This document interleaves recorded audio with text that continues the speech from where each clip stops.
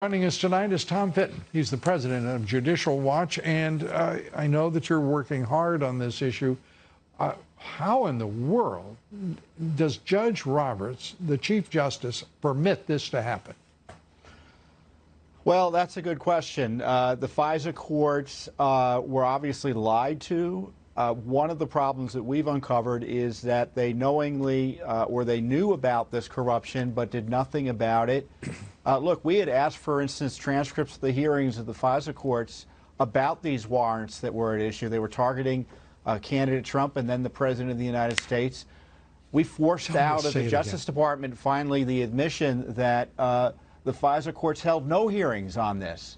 And so now we have an Obama appointee running the FISA court. He hires or designates as a friend of the court, a special friend of the court, to respond to the requested FISA reforms put forward by Wray. This anti-Trump activist. Forget about him being an Obama appointee. He's out there blogging, attacking the President of the United States, attacking the Attorney General. So how in the world can this happen, is what I'm asking you, Tom. How can John Roberts let this happen? Because there's nothing independent about him. There is nothing that is balanced about him. Chris is, for crying out loud, the general counsel of Time Warner, that is the parent company and the subsidiary line of CNN. I mean, this is crazy stuff, and it's in your face, crazy. The courts, one of the big lies is the independence of the courts in practice. The courts and the FBI and the DOJ work hand in glove in areas like this. And so if you leave it to the court, if you leave it to the FBI and DOJ, they're going to work together to protect themselves. So what do you have to do? Impeach the Chief Justice of the Supreme Court to wake people up to say, this has got to stop? This is corruption. This is political corruption. The President, in my view, needs to hire special counsel separate and apart from the FBI and Justice Department to prosecute the SCHIFF crimes and the obstruction of justice and the crimes before the courts. Relying on the agencies to do the work, I think, based on past experience, that is not going to happen. Hoping that there'll be justice absent individual attention from the President, that's not the way the system works in this corrupt D.C. The President should take individual action, direct action himself, and appoint a special counsel personally and directly. The President says, as have many of his supporters, that Mitch McConnell, the Senate Majority Leader, should just dismiss upon receipt these farcical articles of impeachment. There's no crime established, as you know, in those whatsoever.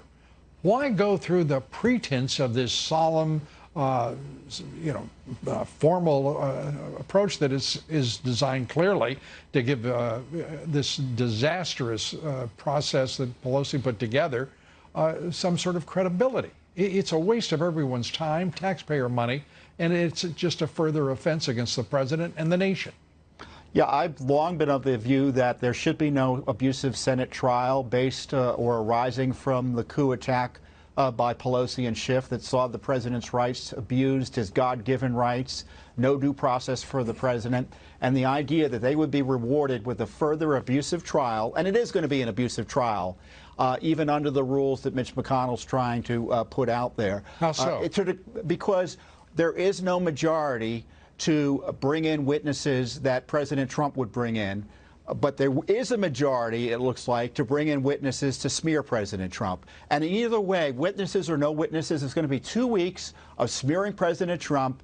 He'll win in the end, but he'll be abused by the process in the meantime. To the degree there's any trial, it ought to be of Adam Schiff. As I've long said, there should be a preliminary hearing by the Senate into prosecutorial misconduct by Schiff. That's the only process that should be put in place. I think that's President Trump should be on trial. Schiff should be. I love the idea.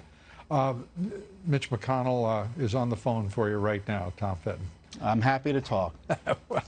Well, maybe you should call it.